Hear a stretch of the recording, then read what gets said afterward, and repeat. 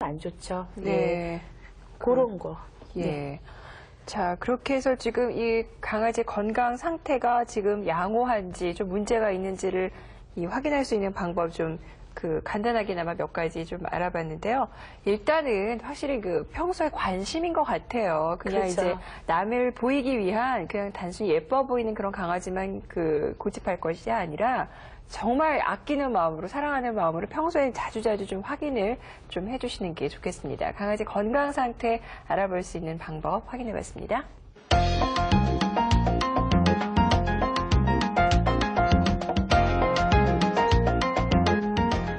환절기 때 감기들 많이 걸리시죠? 이 강아지들도 이럴 때 감기 걸릴 위험성이 커진다고 하는데요. 이번에는 이 계절에 따라서 강아지의 건강관리법 좀 알아보도록 하겠습니다.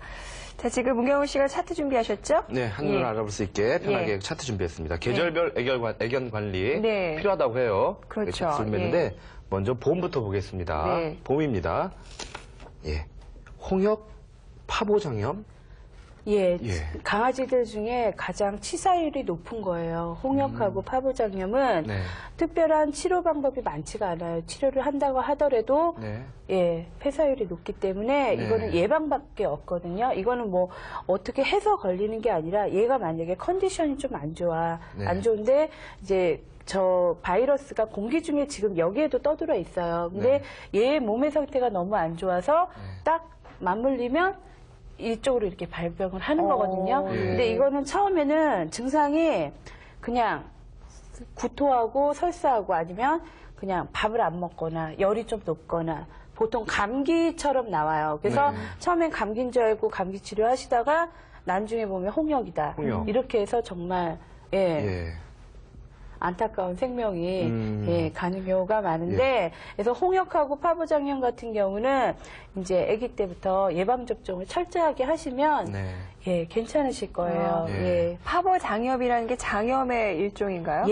파보 바이러스라고 있거든요. 변의 상태로 알 수 있지 않을까요? 변의 상태로는 조금 왜냐면 일반 설사랑 좀 비슷하고요. 대신 냄새가 좀 강해요. 냄새가 일반 설사 냄새보다 정말 너무 역겨워서 맡기가 힘들 정도로. 그랬을 때는 혹시 파보가 아닌가 하고 의심을 하거든요. 예방 접종을 하면 충분히 예방될 수 있고요. 그렇죠. 그러니까 봄철에는 이 두 가지 정도가 가장 의심이 되고요. 이번엔 여름입니다. 개들도 여름에는 참 더울 텐데요. 심장사상충이거든요. 심장사상충? 심장사상충은 뭐냐면요. 말 그대로 심장에 벌레들이 있는 거예요. 근데 이거 같은 경우는 이제 모기가 이제 얘를 이렇게 물잖아요, 여름에. 그러면 그 유충이 심장에 가서 이제 뻗치는 거예요. 그래서 심장에 벌레들로 꽉 차서 나중에는 이것도 거의 폐사율이 많아요. 이거 같은 경우도 거의 100% 예방이에요. 근데 이거는 잠복 기간이 1년이에요. 맞아요. 그래서 매년마다 모기가 많이 나오는 시절.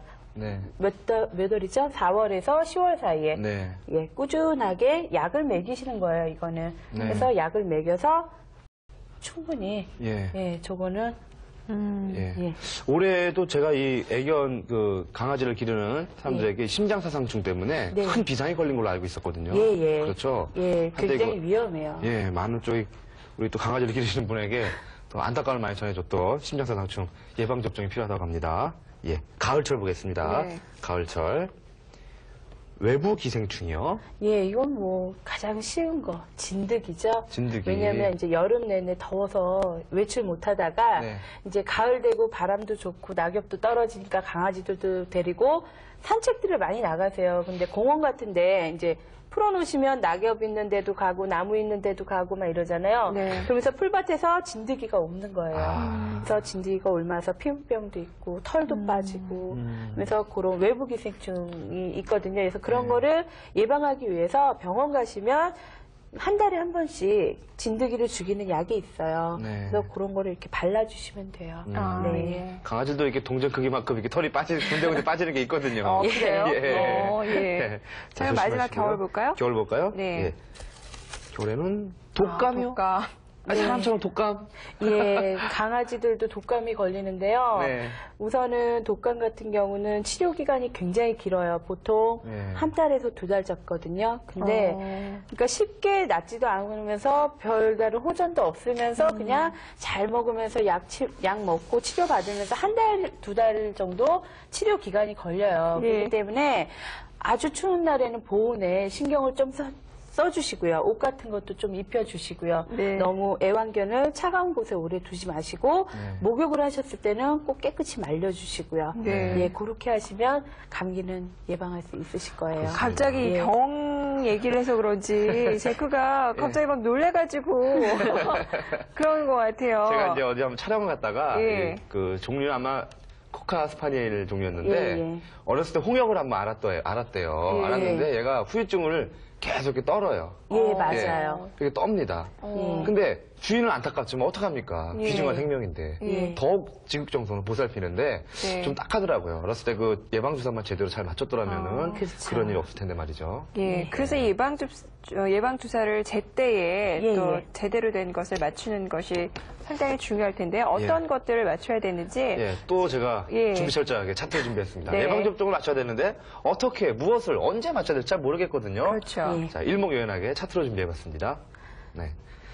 설명해 주시죠. 자, 여기 보시면요. 네. 이거를 전체적으로 이렇게 보시면요. 네. 이거는 어느 병원이나 가셔도 똑같은 프로그램이에요. 예. 그러니까 항상 이 프로그램으로 강아지 접종을 하시는 거거든요. 네. 그래서 자, 제가 한번 안아볼게요. 제가 한번 네. 읽어볼까요? 자, 1차에는요. 네. 종합 백신, 예. 그다음에 코로나 장염 백신.